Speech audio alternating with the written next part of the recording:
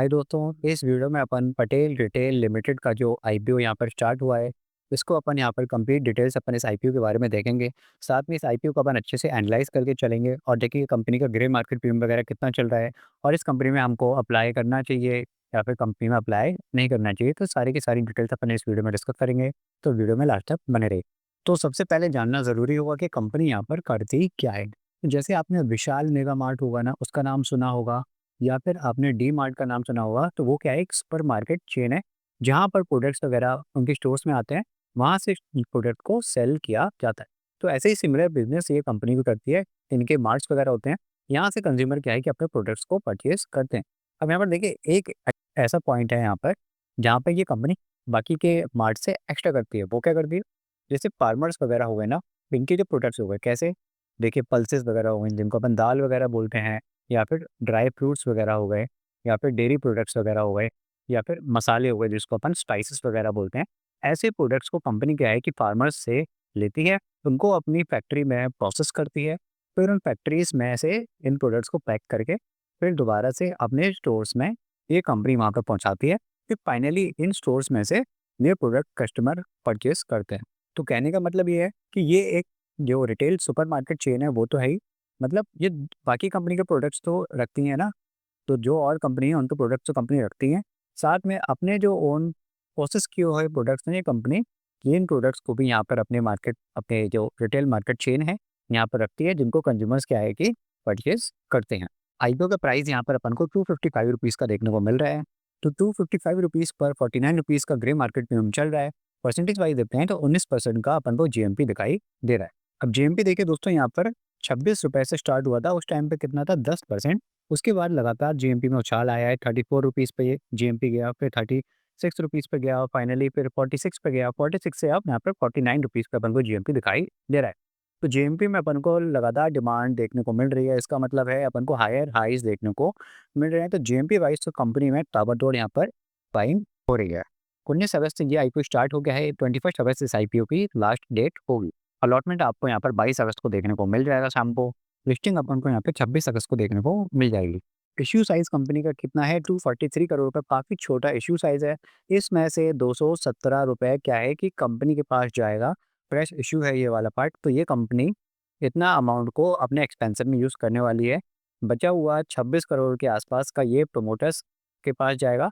तो यहाँ पर ये वाला पैसा प्रोमोटर्स बेच के निकल जाएँगे, ये पैसा कंपनी के पास नहीं जाने वाला है। तो जो 217 करोड़ का जो अमाउंट है, केवल यही कंपनी अपने एक्सपेंशन में यूज़ करने वाली है। बहुत ही छोटा आईपीओ है, तो यहाँ पे ऑलरेडी सब्सक्रिप्शन डेटा में अपन को अच्छी खासी डिमांड देखने को मिल सकती है। रिटेल कैटेगरी में अप्लाई करेंगे तो एक लॉट पे आपको 58 शेयर्स अप्लाई करने पड़ेंगे और अमाउंट रहेगा 14,790 रुपीज़ का। स्मॉल एचएनआई कैटेगरी में अप्लाई कर रहे हैं तो मिनिमम 14 लॉट्स आपको अप्लाई करने पड़ेंगे। 812 शेयर पे आप अप्लाई करेंगे और यहाँ पर जो अमाउंट रहेगा वो 2,07,060 रुपीज़ का अमाउंट आपको अप्लाई करना पड़ेगा। ठीक है, चेन्नई कैटेगरी में अगर आप अप्लाई कर रहे हैं तो 67 लॉट्स आपको अप्लाई करने पड़ेंगे, जहाँ पर शेयर्स अपने 3,944 शेयर्स अपन को निकल के आएंगे और अमाउंट आपका यहाँ पर रहेगा 10,05,720 रुपीज़ का।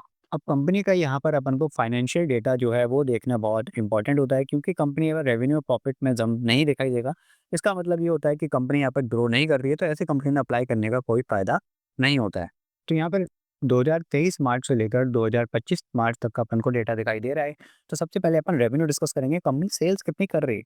2023 में कंपनी ने 1019 करोड़ का यहाँ पर सेल्स करी थी। फिर 2024 में मार्च में से 817 करोड़ अपन को यहाँ पे सेल्स में ड्रॉप देखने को मिला है। उसके बाद यहाँ से थोड़ी-सी डिमांड अपन को देखने को मिल रही है। 2025 में 826 करोड़ का यहाँ पर अपन को सेल्स दिखाई दे रही है। तो सीएजीआर देखेंगे तो यहाँ पर सीएजीआर निल है, क्योंकि देखिए 2023 से अगर अपन 2025 तक कंपेयर करते हैं तो यहाँ पे डिक्लाइन अपन को देखने को मिल रहा है। लेकिन अगर अपन ये एक्सेप्शन फिगर को, बहुत जो हाई है यहाँ पर, इसको अगर अपन इग्नोर करें तो 817 से यहाँ पर 826 का अपन को मिनिमल सा इंक्रीज दिखाई दे रहा है। तो अपन इस पार्ट को कंसिडर करके चल सकते हैं। प्रॉफिट आफ्टर टैक्स की बात करी जाए कि कंपनी अपने रेवेन्यू के बाद जो उनकी कॉस्ट है वो हटाने के बाद कितना प्रॉफिट बच रहा है। तो यहाँ पर 2023 में 16.38 करोड़ था, 2024 में 22.5 करोड़ था और 2025 में 25.28 करोड़ था। तो देखिए यहाँ पर सीएजीआर ग्रोथ जो है 24.2%, मतलब सालाना के हिसाब से यहाँ पर अपन को अच्छी खासी ग्रोथ देखने को मिल रही है। तो रेवेन्यू अपन को कंपनी का हल्का सा एक फ्लैट टू थोड़ा सा डिक्लाइन हुआ है, उसके बाद हल्का सा पॉजिटिव दिखा है। और प्रॉफिट आफ्टर टैक्स जो है अपन को ये अच्छा खासा ग्रोथ यहाँ पे देखने को मिल रहा है। कंपनी के कर्जे की बात कर ली जाए तो 2023 में कंपनी का कर्जा था 182.8 करोड़ का और मार्च 2025 में कंपनी के पास 180 करोड़ का कर्जा है। तो लगभग जो बोरोइंग्स हैं यहाँ पे उसमें CAGR ग्रोथ अपन को फ्लैट देखने को मिल रही है, इसलिए यहाँ पे मेंशन नहीं किया हुआ है।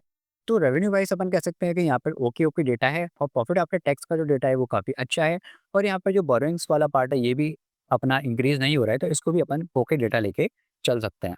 अब यहाँ पर कुछ इंपॉर्टेंट इंडिकेटर्स हैं जो फाइनेंशियल इंडिकेटर होते हैं, वो भी काफ़ी इंपॉर्टेंट रोल प्ले करते हैं। तो रिटर्न ऑन इक्विटी की बात करी जाए तो यहाँ पर 19% का रिटर्न ऑन इक्विटी है, काफ़ी अच्छा डेटा है। रिटर्न ऑन कैपिटल एम्प्लॉयड में यहाँ पे कंपनी को 14.3% का 14.43% का है, ये भी काफ़ी अच्छा डेटा है। डेब्ट टू इक्विटी रेशियो देखिए यहाँ पर थोड़ा-सा जो डेब्ट टू इक्विटी रेशियो है, ये हल्का-सा बढ़ा हुआ है, तो इसको अपन कह सकते हैं कि ये हल्का-सा लाइट कंसर्निंग वाला पार्ट है, क्योंकि यहाँ पर कंपनी का जो डेब्ट टू इक्विटी है वो हल्का-सा हायर साइड पर देखने को मिल रहा है। प्रॉफिट आफ्टर टैक्स मार्जिन भी कंपनी के यहाँ पर काफ़ी लो है, मतलब ये लोअर एंड पे अपन को यहाँ पे profit after tax margin show हो रहे हैं। और कंपनी के सबसे इम्पोर्टेंट पार्ट जिसको अपन कंपनी की वैल्यूएशन बोलते हैं, वहाँ पर आके डिस्कस करते हैं, क्योंकि कंपनी किस प्राइस पर अपना आईपीओ लेकर आ रही है, वो बहुत ज़्यादा इंपॉर्टेंट पार्ट होता है। क्योंकि मान लीजिए मार्केट में कोई प्रोडक्ट है ₹10 का, अगर कोई कंपनी उसको ₹12 के लेके आएगी उस सेम प्रोडक्ट को, तो भाई ऐसे प्रोडक्ट को कोई खरीदना नहीं चाहेगा।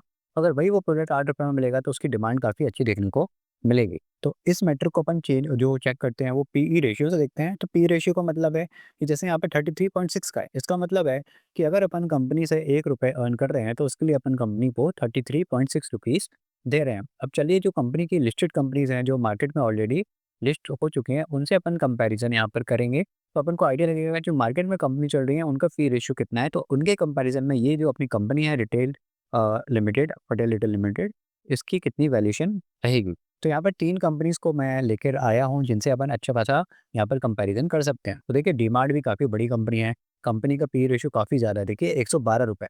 इसका मतलब है कि अगर अपन को इस कंपनी में ₹1 अर्न करना है तो उसके लिए अपन ₹112 दे रहे हैं। वहीं यहाँ पर अगर अपन को इस कंपनी पटेल रिटेल में अगर ₹1 अर्न करना है तो यहाँ पर अपन 33 रुपीज़ दे रहे हैं।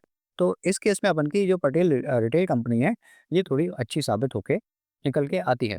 वहीं अगर विशाल मेगा मार्ट से कंपेयर करें तो इसका पी रेशियो भी बहुत ज़्यादा है 99.7 का। इसका मतलब है कि ₹1 अर्न करने के लिए भी यहाँ पे हमको 99 रुपीज़ या ₹100 के आस-पास देने को मिल रहा है। अब देखिए एक और कंपनी है यहाँ पर ओशिया हाइपर मार्केट, इसका पी रेशियो कितना कम है 9.8 का। इसका मतलब है कि ₹1 अर्न करने के लिए आपको यहाँ पर केवल ₹10 के आस-पास देना पड़ रहा है। वहीं पटेल रिटेल जो कंपनी है, यहाँ पर अपन को 33.6 रुपीज़ देना पड़ रहा है। लेकिन देखिए ये जो कंपनी है, ये तो विशाल मेगा मार्ट है, डी मार्ट है, ये तो बहुत बड़ी कंपनी है ना, मतलब ये तो ह्यूज कंपनी है। और इनका जो मार्केट कैपिटलाइजेशन है, जो ओशिया कंपनी है, इसका लगभग 200 करोड़ के आसपास का इसका मार्केट कैपिटलाइजेशन है। पटेल रिटेल का कितना है, ये लगभग अपन को ₹900 करोड़ का आसपास का यहाँ पे मार्केट कैप देखने को मिलेगा। अब देखिए इसकी वैल्यूएशन जो है, ये तो 3 टाइम्स सस्ती है, मतलब देखिए यहाँ पे पी रेशियो है 9.8 का। इसको अगर अपन इंटू 3 करते हैं, अगर इसको अपन 3 गुना वैल्यूएशन बढ़ाते हैं, इसका मतलब मार्केट कैपिटलाइजेशन अगर अपन 600 करोड़ कर देते हैं, तो लगभग कह सकते हैं कि ये जो कंपनी है पटेल रिटेल जो लिमिटेड आईपीओ है, इससे अपन डायरेक्ट कंपैरिज़न पे कर सकते हैं अगर सेम वैल्यूएशन पर होता है। तो देखिए इस डेटा को देखते हुए अपन कह सकते हैं कि भाई देखो पटेल रिटेल का जो आईपीओ है, ये भी एक बहुत छोटा आईपीओ है ना? यहाँ पर रिस्क बहुत ज़्यादा रहने वाला है, लेकिन अपन को अभी इस आईपीओ में डिमांड देखने को मिल रही है, तो उस डेटा को देखते हुए मैं इस कंपनी में लिस्टिंग गेन के पर्पज़ से अप्लाई करने जा रहा हूँ। मैं यहाँ पर लॉन्ग टर्म के लिए, यहाँ पर अभी फिलहाल के लिए नहीं सोच रहा हूँ, 1 साल और वेट करूँगा। जो वहाँ पर जो रेवेन्यू में अगर अपन को जंप देखने को मिलेगा और तब मैं वहाँ पे लॉन्ग टर्म के लिए सोचना का ट्राई कर सकता हूँ। लेकिन अभी की डेट में यहाँ पर लिस्टिंग गेन अपन को अच्छे खासे देखने को मिल सकते हैं। ये एक अनुमान है क्योंकि मार्केट में कुछ भी हो सकता है कि ये नेगेटिव में भी लिस्ट हो जाए।